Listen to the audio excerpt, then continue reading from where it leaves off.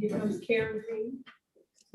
Now we can start. Now we can start. Why, here comes Karen. It's It's really true what I said about him. I was worried. Yeah. You just go incognito for a while. Yeah, just disappear for a We while. worry about our people that we haven't heard from. You get the cops knocking on your door on a wellness visit. David. Okay, so I guess we're ready to start, eh?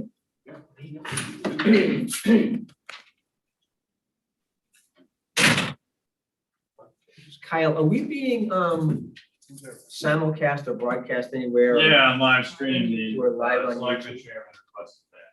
Okay, so I just wanted to be sure. Are there any particular, typically with the Zooms, I have that speech that I have to make? This is not a Zoom meeting. This is an in-person meeting. The only person who's on Zoom is related to a consultant. Okay, So but, it's an in-person meeting. okay, so I don't have to read anything special or anything. All right, with that all said, good afternoon, everybody. I'm Jim Saban. For those who don't know, I'm the chair of the Drive-In Site Committee. Community Economic Development Committee has sponsored a study of sound at the drive-in site. And we're here today to hear a report about what they found. And so I think I'll just, without any further discussion, unless anybody has any quick questions, go right to our presenter and ask him to tell us what they found. Nobody? Okay, good. All right. Hi, everyone. I'm Eric Reuter, Reuter Associates up in Portsmouth. And so we started this process in the spring, and the first task in my proposed scope was to kind of do a paper study of the potential impacts from the site, and with a few parameters that were given to me by the planning department. And the way that we went about this is by first trying to figure out what positions on the site would be least impactful for offsite noise, positions for the stage and PA system. And then we modeled a kind of typical line array sound reinforcement system, which is what you would typically use at a site like this and probably have used for the events that you've had in the past. And we made some assumptions that we'd have something like 3,000 or 5,000 people. We originally modeled this, first pass, we modeled it as if the site were full of people and that the PA would need to cover the whole site. The scale of that in discussion with the planning department was larger than practical for other reasons. Getting people in and out of the site, safety, parking, that sort of thing. So we settled on an area that extends about, you'd have good quality coverage about 200 feet from the stage, which would be something like 3,000 to 5,000 people. And I had a sound system design engineer model a particular line array system, which was a Meyer, to remember which one it was, the Meyer Lion system, which is similar to many of the other products out there. They're all a little different. They all have proprietary modeling software that's used to set up the systems, figure out how high the arrays go and what the angles are between the boxes and that sort of thing. So there is a variable there, certainly, but it gives us a sense of the scale of this and how the sound levels will drop off over distance, both in line with the stage and also off to the sides, which is pretty important in this site. So the first part of the report kind of provides an explanation of what I've just gone over, the type of system that you would typically have for this. And then we looked at two different orientations of the stage. There are obviously neighborhoods to the west and to the east predominantly, and not a lot of development because of the water, both to the north and to the south, or really to the northwest and to the southeast. So both orientations were modeled, and based on the polar patterns of the loudspeaker system, I came up with orientations that would be that would provide the least impact. So something like 10 degrees magnetic to the north and 177 or so, give or take, to the south or southeast. And then from that, we were able to use the model to come up with sound levels at various positions relative to a reference point at the venue. And so all of this is sort of arbitrary unless you set a reference point at the venue. And the reference that I used for this is 90 dBA at a distance of 100 feet from the stage.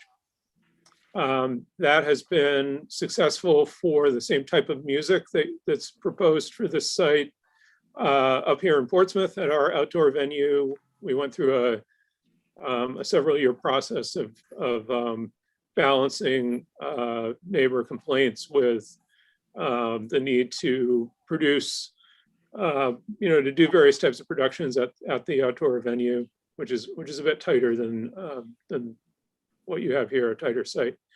But the 90 dBA seems to be about the minimum that you can get away with if you have live performance. And the reason is that the musical instruments, amplifiers, drum kits, and that sort of thing on the stage produce a fair amount of sound just on their own, even if you didn't have the PA system turned on.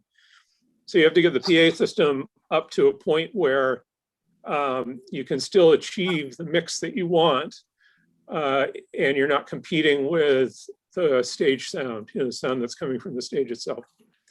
If you get much below 90s, that starts to be a real issue. Sound engineers typically, without any restrictions, might go closer to 100, 95, 100. So it is definitely a compromise, and you'll, if you require this and monitor it somehow, you have to have an understanding in place before the performance with the engineer that it's being restricted. But based on that assumption that we can achieve 90 at 100 feet, 90 dBA, the figures 3 and 4 show the relative levels in the surrounding communities. So we're in the 60s, low to mid 60s in the closest communities in both cases. One of the things that was asked when we started this is whether there were physical means of noise control that could be applied to the site, things like berms or walls. And the answer is not really. Sound barriers, whether they're berms or walls or some combination, work really well when you get them close to a source, the way that you do on a highway, for example, or very close to a receiver. But when you have a situation where it's halfway in between, it's not terribly effective, even if you're able to break the line of sight between the source and receiver, you don't get much of a benefit. So the controls here are really going to be designing the sound system well and properly, pointing it in the right direction, and then using some kind of monitoring to ensure that the levels are where you want them to be, and that it doesn't get louder and louder over the course of the night or the course of the season. So I think that's where we are so far, and that's what's covered in the report that you have. So I'm happy to discuss it, answer questions, next steps, that sort of thing. Hey, thank you, Eric. I'm going to go around the room here and see if anybody has any questions for you. I know I have a few, but I'm going to start with the committee. Does anybody have any questions? I do. Okay, let's go Susan first. Jim, I just had a question on the first page of the report. I just don't understand the sentence. It says in the second to last paragraph, it says, however, the highest levels and thus the highest off-site impacts will be on access from any conventional system. What does that mean? Oh, That meant. yeah, it means that if you are if you draw a line from the center of the stage through the audience, on that would be on axis. So that's the area where the sound system is designed to cover best. You're right in front of the speakers. So the highest levels are always going to be on that line, and anything on that line as it extends into the community. And so the idea here is to get that line so that it's over the water, or over commercial areas that wouldn't be impacted by concert noise. Okay, I want to- Go ahead. I just want to clarify, this was an open stage with no shell or anything in the background, correct? It's just an open stage with speakers, so there's Yeah. nothing in the back of the stage that the sound would bounce off of, is that correct? That's correct. Yeah, it's really, the model is really just two speaker arrays, levitating in space at an appropriate height and spacing for a typical stage. Okay. Thank you. You probably stole one of my questions. You're getting close to where I was coming from. That's good. David, you had questions? Yeah. Last year when we had performance venues out there, they set up with their back to the river, facing just about due west towards Neptune Lane. And that's Okay. where we had most of our complaints. I'm sorry? Niagara. Niagara, It's on the sorry. inside. Oh, correct. I'm sorry, The Niagara. West Bank. How do these, in your figure 3 and 4, for that neighborhood, how do these figures compare to what they might have been experiencing last summer with everything facing directly towards them? Yeah, let me scroll down there.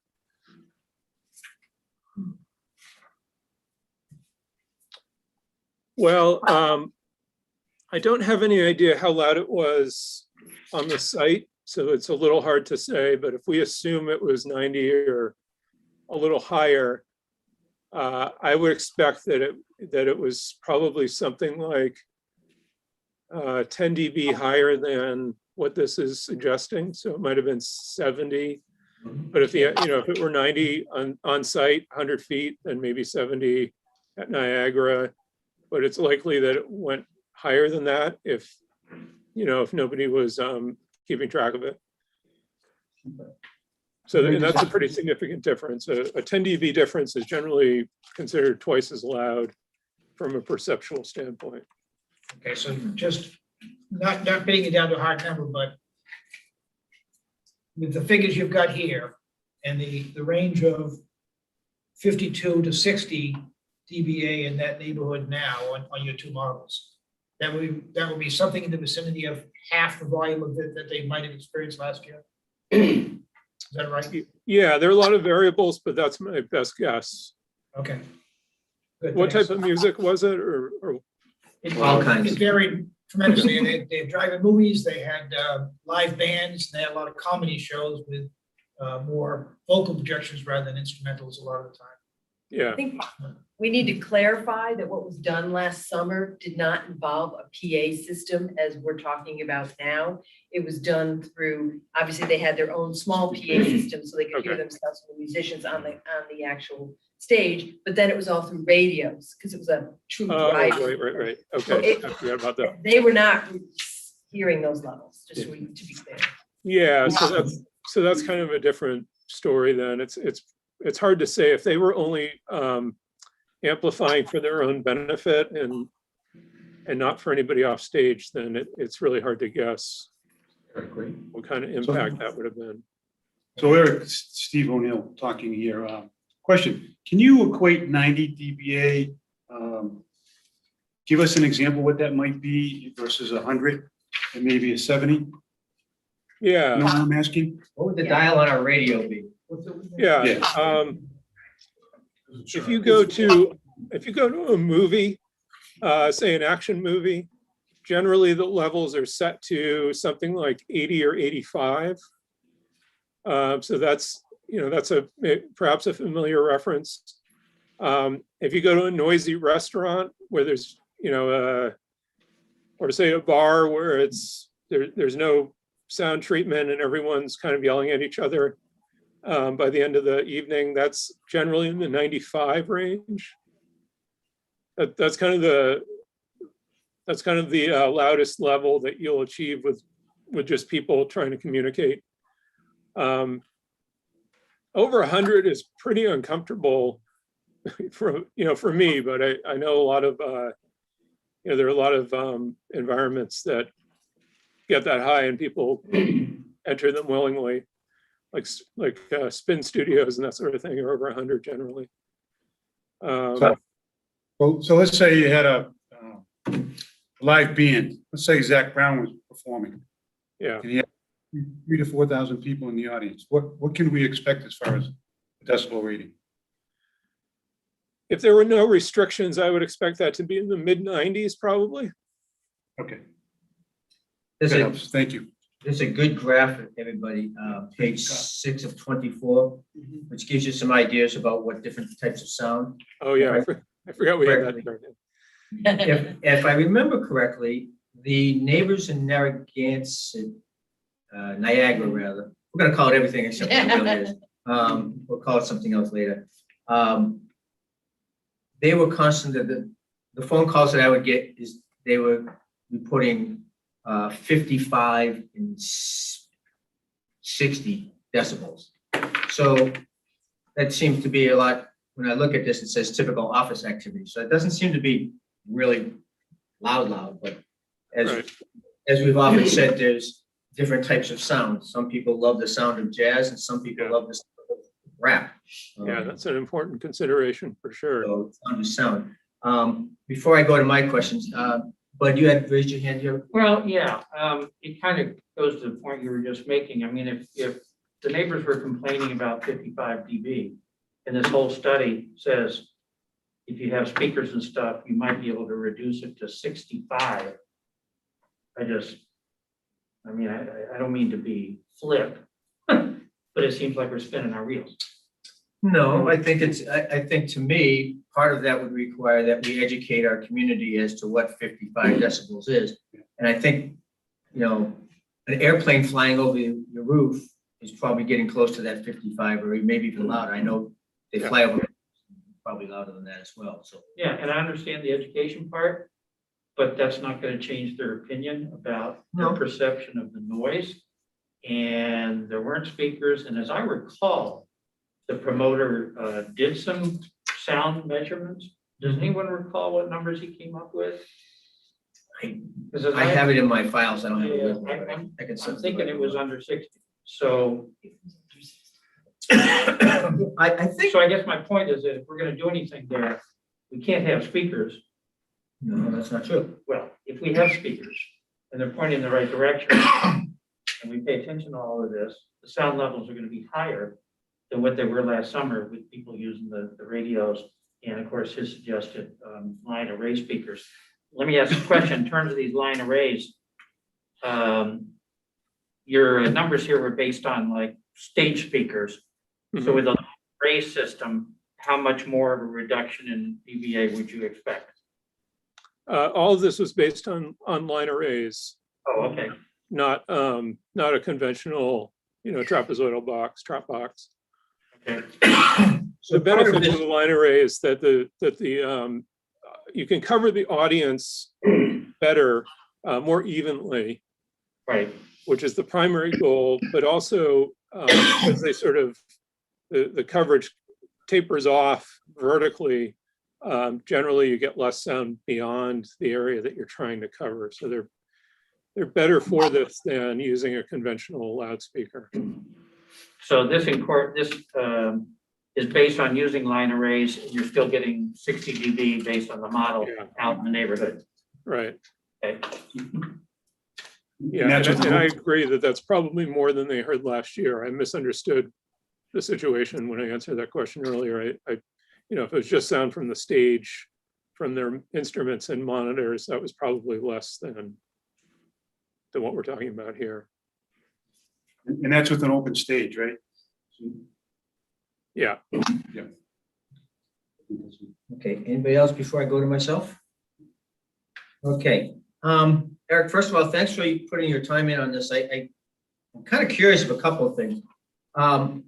So when you talk about the number of people, 3,000 to 5,000, does that sound change depending upon the the volume of people? So in other words, if we have 2,000 people or 8,000 people, does it get higher or lower depending upon the number of people, or how's that work? No, I mean, there might be some change because of the change in the ground condition from people being on it, but it would be negligible with respect to what we're looking at here. The reason for the number of people is to kind of figure out, there's a formula, like we need this many square feet per person. So we need the sound system to sound good, far enough back and, far enough laterally to fit that many people. So we just kind of pick that number, and then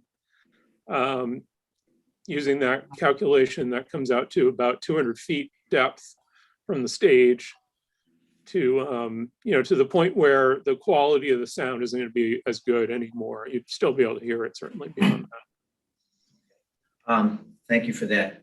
So my next question is, from the access, moving each degree away from it, is there a measurement as to how much the sound actually diminishes as you go further out from the access? So if it's 100 dB at the access, and I go 3 degrees to the right or 3 degrees to the left, it incrementally decreases. Is that my understanding? Right. Yeah. If you had a point source, if you had some kind of source that radiated omnidirectionally, then there would be no correction for that. But since this is directional, as you go off axis, it decreases. The complication, though, is that it's frequency dependent. So that number that that reduction in decibels per degree, for example, is different at low frequencies than at high frequencies. So to calculate these A-weighted levels offsite, I basically had to go through the plots for each frequency band and pick points and then calculate an A-weighted level for that. So it's not simple to come up with an A-weighted, overall level per degree off axis. But in general, it decreases. So my next question, Susan got really close to what I was going to ask, is if there's a band shell, do you measure, and in this case, did you measure behind? So in this case, behind the stage, what emanates? Yep. So if we put our stage using figure 4, what is the effect behind that stage? Is that something that was looked at?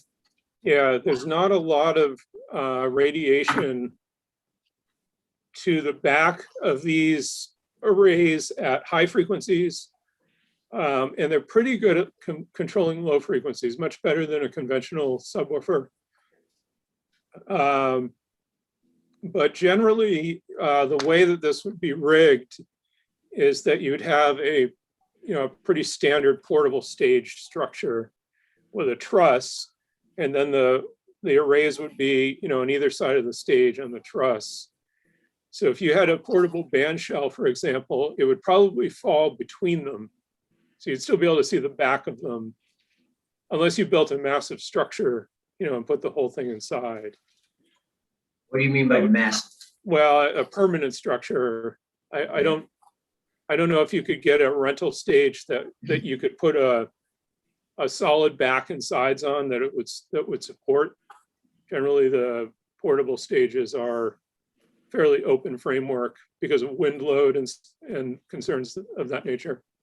So if we went to a more permanent stage, the design of that band shell or whatever we want to call it would have an impact on the noise, how it's designed?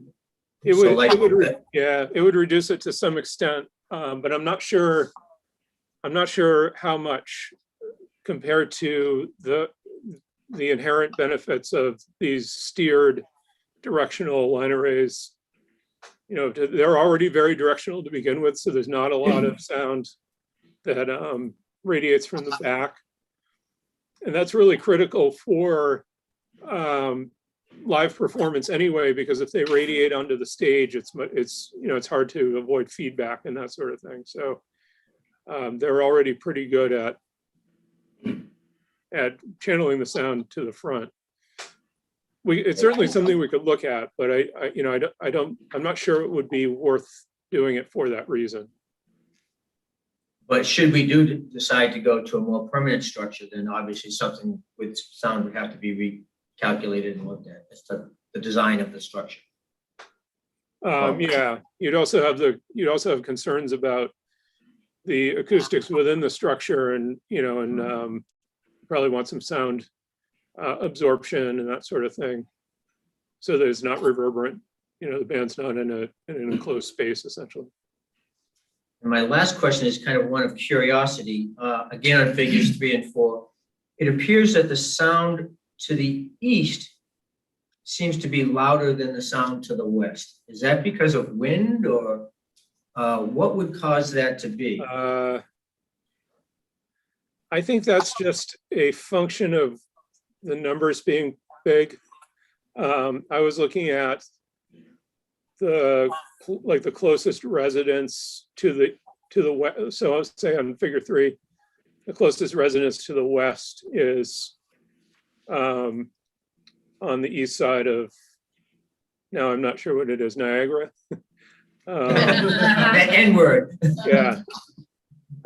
So that is quite a bit farther from the stage than the nearest building along the water on the other side.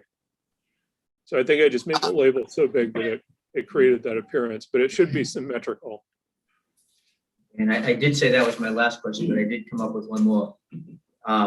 So in that 48 dBA that you have in figure 3, how far away from the stage does that 48 get measured? I mean, are you out in the middle? Is that measurement where it actually is? Yeah, it would be those, whatever is on axis, essentially, that neighborhood underneath the A in dBA. So if I were to get in a boat or in my car and go down the Parkers River to where that dBA is, and there was a concert going on, I'd expect to measure 48 dBA at that axis. Yeah, it's something I didn't really go into in this report, because we were primarily concerned about the homes that were very close, is that the water can create temperature inversion or temperature lapse effects, where you may have levels that are higher farther away in some cases, because if the air is warm and the water is cool, or vice versa, it can cause a bending of the propagation path. So the 48, I would say, of all of these is the roughest estimate. Okay. Because of the possibility of atmospheric conditions. See what happens when I ask all these questions. Now my committee has more questions. Go ahead, David. Yeah, you started off talking about your experience at another site up in Portsmouth, I think you said. Yeah. With your experience there or any other sites, is it realistic for us to hold this type of event here without bothering our neighbors every single night? Yeah, that's something that I discussed quite a bit with the folks in the planning, and my initial conclusion was that these levels are high. They're for an area with no prior exposure or very limited prior exposure. I think these numbers would be alarming, and so I think it comes down to the attitude of the community toward the use of the site for this purpose. But these numbers are certainly higher than we have in Portsmouth. At the closest, the I closest. just want to follow up on the comment. I think, and also Bud's comment is, I think part of the complaints last year was the chronic nature. Even in Portsmouth, I think it's like 4 or 5 nights a week. That's true. Last year it was 4 or 5, 6 nights a week. I think what we've been talking about was limiting them to being truly special events on occasion. So you're not having the chronic night after night after night. Periodic times with slightly louder noise event intermittently might be a little bit more acceptable and palatable to the community. If we were talking about doing this 4 or 5 nights a week all summer long and into the shoulder season, I would totally agree with you, not acceptable. And when we even put out our letter, or the solicitation of interest for using the drive-in site this past season, we had limited the number of events that could even happen at the site. So I think as we go along and fine tuning this, we're gonna find that there may only be a certain number of concert events that we're having in a season on this particular property to be respectful of the neighbors. So it's not gonna be this is a concert venue, period. Yeah. This is a special event venue that may have Yeah. some occasional concerts. Exactly, could be used for other events besides a concert, right? So, okay, wait a minute. Susan, go I ahead. just have one other question. Eric, on the west side, I noticed in figure 3 and 4, there's a tree canopy. Do the trees play any buffer role at all, or are they not thick enough, or is there not enough of them to do anything to mitigate the sound? Usually we don't really take much credit for foliage unless it's thousands of feet of dense forest or that sort of thing. Okay.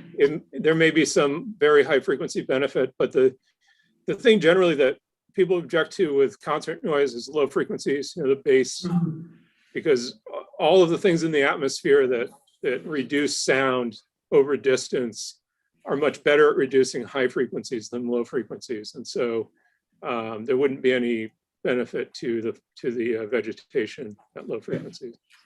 Okay, thank you. But you had another question? Yeah, just a couple. The first is probably obvious, but I just wanted you to confirm. If there were not speakers and there was only the FM in the automobiles, would I be correct that the sound propagation is less than what these numbers show? Yeah, it would, the only sound in that case would be whatever is generated on the stage for the benefit of the band. So that, that kind of stage volume I was talking about earlier. And that could be, at 100 feet, that could be 80 if you have a acoustic drum kit and guitar amps and that sort of thing. It certainly has the potential to be loud, but it wouldn't be coming from, a big PA system that's trying to cover 200 feet or whatever. Right, like which ultimately would be less than the 90 upon which you did these projections. Right, yeah. And then the second question, in the little chart, it says car horn is 90 dB at 10 feet. Approximately, what's the dB at 200 feet? The reason I'm asking, obviously, Sure. because the neighbors complained about the horn because some of the presenters were like comedians and speakers, not bands. And the audience, despite the promoter putting on the screen, "Do not blow your horn," would blow their horns. And that was part of their concern. But just rough estimate, what would that be at a couple hundred feet? The difference between 10 feet and a couple hundred feet is about 25 dB. So if it's 90 at 10 feet, that would be 65. 65-ish, okay, so back in the realm of what music would be if there was line arrays. Right. Okay. And again, two things on, just to comment on Bud's thing. Cars with their windows down and radios blaring affects that as well, because now you not only do you have music from the band, but you have it coming out of the cars, correct? Yeah, it would, Okay. yeah. And the. Yeah, that's right. I suppose all the windows are open. It's not like a movie. Yeah, and people sat outside their cars and had their windows open and that kind of stuff. And horns are kind of like. Kind of like horns. Horns are like, not jazz music, because it's something that's soothing to my ears, but like Yeah, fingers on a chalkboard to some people. it's noise. You know, Yeah, it's Bad noise versus right something soothing, so. by design. At least to my personal opinion, I think I'd rather listen to something other than a horn blare. And we've done our best to try to mitigate that in our events that we've had. Anybody else have any other questions with regards to the findings? Eric, I got a quick question. I was just looking at that 60 dBA at ground level, correct?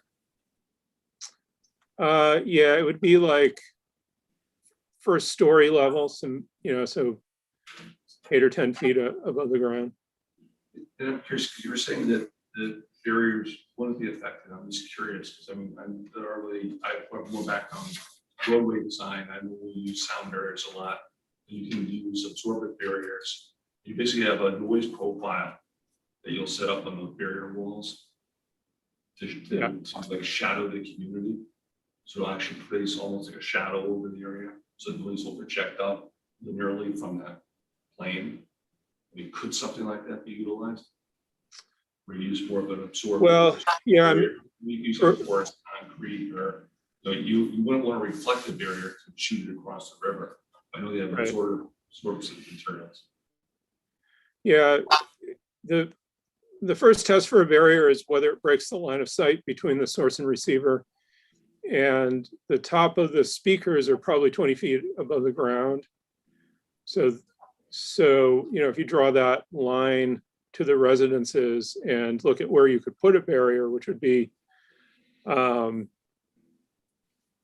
on the property line close to the residences, which they probably wouldn't want to look at all year. And then the other option would be to get it as close to the speakers as you can. You're still, in either of those cases, fairly far from the sources. So, generally, if we build a barrier for something like a piece of mechanical equipment, we try to get it very, very close to the equipment, because that's where it's most effective. The calculation is basically the difference in path length from a line of sight to the sound up over the barrier. So the closer the barrier gets to the center of that line, the less significant that difference in path length becomes. Anybody else have any other questions? I'll say also that a barrier would be very, very expensive, for what you're looking at here, millions of dollars. So Eric, am I to assume, if I can, how many did you say? Millions? Yeah, I mean, figure like $40 a square foot. And if you go over 12 feet, it becomes it's a wind load concern. You have to have engineered footings, and they're very expensive. Nothing's never simple. So am I to assume, Eric, that by your presentation that on page 2 of 24, figure 2 would appear to have the least negative impact on adjoining neighborhoods? In other words, sending the sign sound north at that magnetic 10. I think that's right. If you looked at the impact, somehow average the impact over the number of residential units, that's probably the least impact. But it also has the highest impact because of the the residences and hotel that are north of it. So you have that 65 there where you don't quite have that level. The highest level is lower for the other orientation. So it's kind of a balance. But I think overall that is the better. And again, we don't know how far in distance that travels.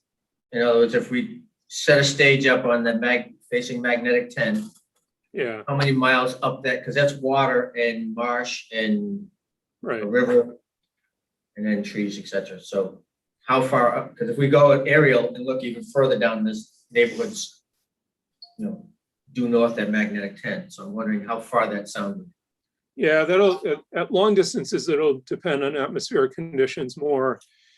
And, how far it goes is basically where the level of the sound from the venue decreases to the point where the existing ambient sound level is. So it really depends on what that is. If you're close to a highway, I think the highway is up there, right? North of there. So that's going to be a local source of noise around the highway. That'll mask sound from the venue to some extent. But it's always difficult to say how far away will I be able to hear this, because it really depends on what else is going on at those positions, those listening positions. And I know sometimes I can hear music, well, not anymore because I don't live there anymore, but in my old house, they play music at the high school, at the band. And if you can picture what Dunkin' Donuts is, that's about how far away I was. My house was back behind there. I could still hear music from the bands. And I don't know how far that is. Half, 3/4 of a mile? A Yeah. mile? Good distance. Okay. Yeah, music's it's an easy sound to pick out of a sound, a complicated soundscape because of the rhythm and it'd be easier to identify music versus a highway than say, a fan or a compressor versus a highway. And I haven't been to the site, so I don't have a good sense of what it sounds like now, when nothing's going on. Wait a minute, excuse me. You've not vacationed in Yarmouth this summer? I have not. That's where we just, Yeah. we want you to know that's unacceptable. Please come visit our wonderful town. Well, it's in my scope, but we haven't gotten that far yet. Good. Come visit us. If nothing from anybody else, Eric, I want to thank you for your presentation. Some things for us to mull over. Can staff get back with you with any follow-up questions that any of us may come up with at a future date? Of course, yeah. Okay, wonderful. With that, I would thank you. Does anybody else have anything else to add? No, thank you. Karen, Kathy? Thank you. Thank you. Thank you. Thanks, Eric. Thank you, Eric. My pleasure. Nice to meet you all. Take care. Because this is not 24 pages. You could, is this so? Yeah, it is. It includes the Yeah, appendix. front and backs. Okay. It's all these little pictures and Pictures. which were like, So we are still live streaming. right. I think there's an important document that we should share. We talked about educating the public. This document that shows what a sound level is, a jet at so many feet. Of course, I just took my glasses off, so I can't read this, but this might be something that we want to, make sure that people can see. Because I know last summer I had a lot of phone calls with people who had their handheld decimal readers calling me and saying, hey, it's 10 o'clock at night and this is my decimal reading. Well, now I can point to it and say, well, that's the same sound as. The benefit of this is that we all agree that we want to try to develop the site in a way that is has the least negative impact in the abutting neighborhoods and has the greatest benefit to the community. So finding that balance is what we're all about right now, and making sure that how we move forward. I think some of these temporary, one and done events. Actually, the other question I wanted to ask him is, what is the decibel level of a carnival? We're having a carnival there this weekend. I understand. So it'd be interesting to find out what kind of new sound that generates. There's been carnivals there before. Right. But it's for a weekend. Exactly. But I do agree, interesting, if we just randomly had baseline information for when the events are, as a comparison, we don't. The problem is last year was horrible in the sense that it was totally uncontrolled. With these systems, you have, like I said, it's a line array, I understand it's more control. The problem was some people would be sitting outside, somebody would have their thing on 11 in their truck with they have boom boxes and everything. Yep. So depending on where it was, I would say that from event to event, you might have people with noisier sound systems are closer to residents one night, and another night might be further on the other side. So there was no consistency. It was variable. Every event was totally variable. Every night was variable. The only consistent thing was night after night after night comes. Right. It was And I think constant. that's one of the things where, what Kathy had mentioned is that we don't want night after night after night. Right. This is not Melody 10 East. It would have been nice if there was one event that was done professionally, did use professional equipment, so we would have a baseline saying, hey, this worked and it wasn't so bad. We had no frame of reference. We just have, basically, we have a year's worth of melee and it left a bad taste in people's mouths. Right. Well, to your point, if the promoters use the line array in the future, as opposed to FM, that would be consistent because it would always be the same. Right. Control. It'd be nice if we had an event, somebody was willing to come in for, let's say, a long weekend, they would allow 3 or 4 events per weekend. I don't know if that's cost effective to try it out. Does it actually work? A real life task, and the neighbors would be able to tolerate a long weekend. We're not talking about, every weekend in the summer or, 24. I'm gonna guess the answer to that is no, because setting all this stuff up is. There's still. Right, until we have our infrastructure in place, the people have got to bring all that in. We did actually the Irish Festival and the Country Festival on site.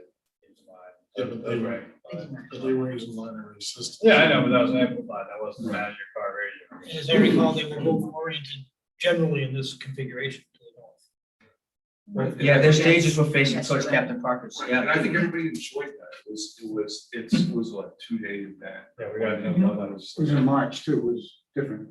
Yeah, that's true. One of them was in the It's in summer. July, yeah. Country Fest. Yeah, because Country Fest was 105 and 99.9% humidity.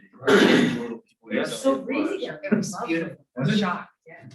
I was on my boat, so So, I missed it. so I guess the takeaway from this is that we do want to continue to promote less noisy events and shorter events, 1 day, 2 day rather than a week long. And that when we do have anything that's going to generate a fairly consistent noise, as opposed to like a circus or whatever, like that we try to orient them in this general fashion away from the residents. And Take it to from add there. in, and to add in the speaker system that they were They were keeping like, on there. That they Put that in the have- specifications. that was in the solicitation that went out this past summer that it needed to be. And I guess we can incorporate the 90 Yes. as a maximum, not as a target. Because the town doesn't have a bylaw that sets a certain decibel. No, but our licensing and property rental can set that as an absolute maximum. Because even he indicated that's loud.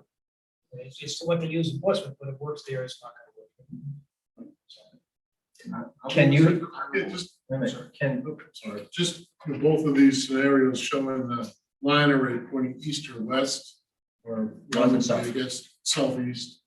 You know, I mean, have we thought about going north towards 28? I mean, well, that's what that That's what figure the 3 recommendation shows. is. Figure 4. Figure 4. Do you have a? That would send it up to Swan River. Okay. And all the pirates are dead, so they're not. Yes, Yeah, I 2 don't know, and 4. what are we gonna do in terms of outreach to the neighborhood associations that were complaining last year? I know there was several. Are we gonna, we talked about education, is there gonna be any kind of outreach to them? Should we bring them in and go Well, over this with them, or- this meeting is being broadcast, Televised? so Okay, if their network is still in place as it was last year, then I'm assuming that they're aware of the meeting. And as far as education, I think we're not quite at the point of starting to like educate them, because we don't have a real firm plan as to this is how we want to do this. So once we know how we want to address the event area, then we can talk about the cause and effects of how we're going to. And to my line of thinking, it just makes perfect sense that any stage or any performances, all sound has to be directed towards 28 and not towards the neighborhood. But how that affects those neighborhoods, and once they start asking the question, we can demonstrate that. We can put it in our minutes to our meetings. I think that guide is something good. What is sound? So that we can point to that. I think we all agree that when it comes to educating the community, sometimes you can scream from the highest rooftop, but until it affects them directly, they don't need it. Mhm. I didn't know they were doing that. And all of a sudden they're putting something. So I think the neighborhood is tuned into what we're doing. Can't imagine they've lost interest after. So I hope they're still listening and, understand that we're trying to do what we can to make sure that we mitigate any negative impacts to the best we can.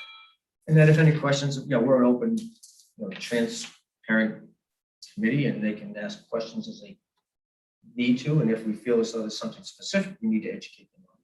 And we can certainly talk about having a meeting with the neighborhoods to educate them. I think another thing we can do, we talked early on about having some experience and some records in our files that we can provide to applicants. We now at least have this report. If anybody comes in, we can say, look, we had this study done. Take this into consideration when you design your site. Because we want- exactly. We want to minimize the effects. We've already got this information, you don't have to reinvent the wheel to the extent that they've helped us out with general guidelines on what can be done or should. Not to belabor the point, I understand what you're saying, and kind of partial to what Susan was getting at, but,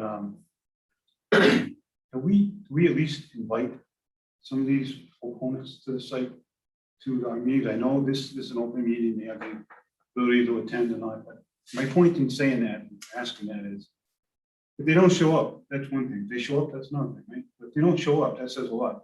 And we can always say, look, you were invited to this meeting, this is what we discussed, especially now with this report that we have. I mean, I just don't want, it's going to be an uphill battle no matter what we do to the site, right? And I don't want to eliminate any possibility that someone at the last minute is going to blow something up. Well, I don't We may think, not even get that point. I don't think there's anything we can do to prevent that. It can be the next person who buys into the neighborhood. It can be the person who's been there since I've been here, 60 something years. So, somebody's always, there's always the NIMBY, I mean, we all have, I had a guy fly a drone over my backyard the other day and I went crazy on it. Stay out of my backyard.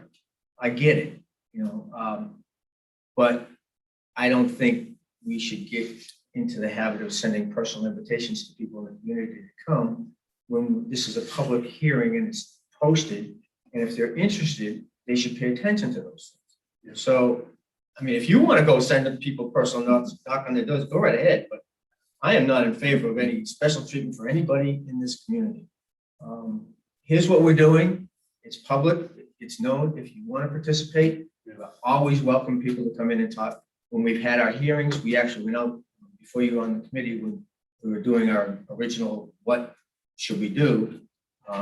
We went over to Gateway Isles and met with the community, the neighbors there. We stood at the spots, and we haven't sent somebody out with a 16-foot ladder and had them stand about where we thought the boardwalk would be so that they could get a visual of somebody with binoculars looking back in their windows.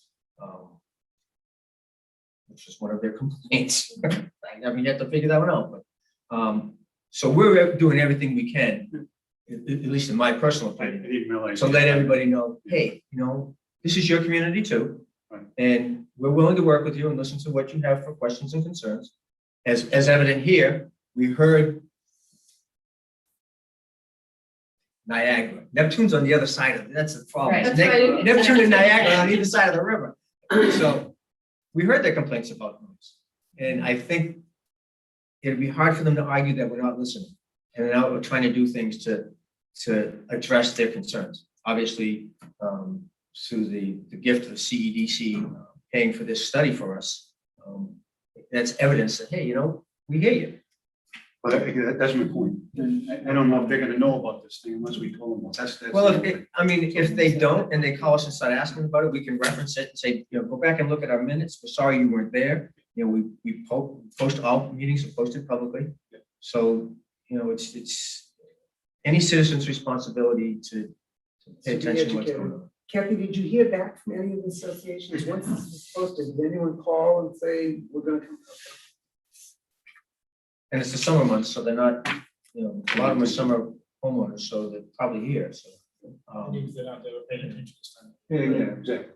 I think a lot of people do the notify me, where you sign up for specific and you get an email in your inbox. That's the way, if you want to stay truly up to Right. speed, you don't have to check the website. It comes Really? directly. You don't have to get it. So we're online here, so, could you tell everybody what that is? So, not just us, what does this notified thing mean? Because I don't know, I've only just found out about 2 seconds. I think it's called e-alerts. It's up at the top of the town Yep. website, and you click that and you can pick all kinds of committees, board of selectmen, Okay. CEDC, DISAC, and you put in your email address and you just get a little email, you confirm it, and you get all of the agendas when they get posted online. Yep. And as well as the minutes. Okay, so the public has all heard that, because this is on the upper right-hand corner of the homepage, right? On the homepage, Yes, it's up upper right hand. I think it's a circle that says e-alerts, and you click there. And it's- e-alerts. And you Okay. probably Google notify or search notify me as well. Wonderful. Okay, so now we all know how to keep up with what's going on in town. in committees. I'm amazed that I didn't know that. Does anybody else have anything else to add? Karen, Kathy? I almost made it the whole thing. At I'm some gonna just point, start both of you calling. I think at some point, I know CEDC doesn't have quorum right now, but there was another level to Eric's proposal, which included, I think, going out and taking some background decibel level readings. That was a pretty big chunk of the budget. So I don't know, when you meet next, you might want to discuss that as to whether you want to continue doing that. I think right now we just did the first one and then the report part at the end. I think ultimately, maybe it might make some sense for him if we have a concert event to come out and do that and then monitor it during and get that hands-on results. Because what I got out of all our different conversations with Eric was it really depends on you having a good solid sound system, a good solid sound engineer who's paying attention to it. He gave us wonderful parameters that we can now include within our solicitations so that we have the parameters that will help the neighbors. Yeah, and I also think if I could jump in, he's got some wonderful experience with the town of Portsmouth that we ought to tap into a little bit. I mean, if we're at one level, we haven't even started out per se as much as they have. We ought to tap into that experience and find out what it is that they've done. Sounds like it's a work in progress. They go up too high, they got to lower it down, depending on what the neighbors say. But that to me is a wealth of experience we got to tap into. Okay. Jim, do we have any next steps that we have to do? That's what's going to be my next question. Timelines for future meetings. We still need to discuss the idea of coming up with a name besides the drive-in site for this I site. call it the Riverwalk Park. That's, you'll notice I'm gonna try and start calling it the Riverwalk Park and then listing the address. The next thing that's coming up is the kickoff meeting next Monday. It's gonna be virtual at 4:30. And I'll send out notifications. I'm working on the agenda with the consultant to kind of just go over the whole scope and the schedule, the important milestones and those types of things to give us all a better understanding of how we're moving forward. And CEDC is more than welcome to attend that. I can send that out to Kyle as well.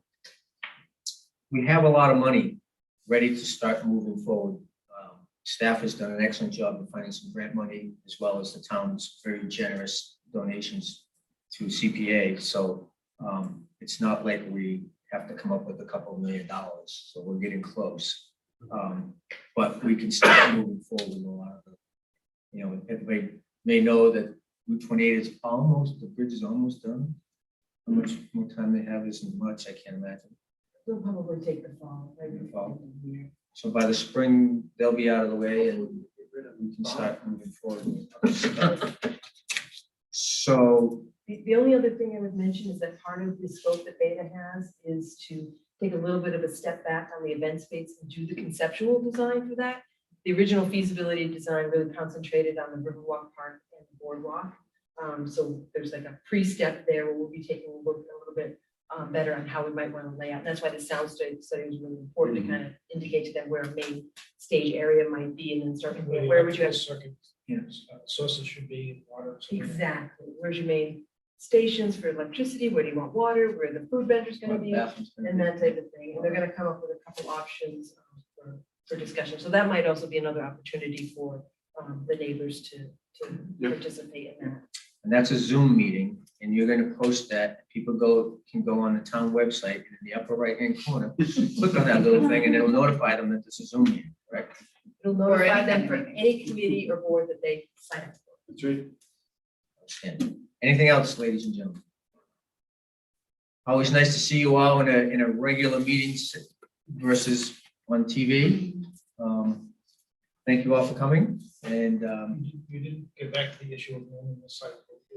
yeah, I think we're gonna talk about that at our next meeting. We need to figure out how we're gonna rename this committee and rename the site. I don't like to call it DISA. It's the board is like. I know, but I'm sure if we give them a suggestion as to what we'd like to be called, I don't like to be called late for dinner, so.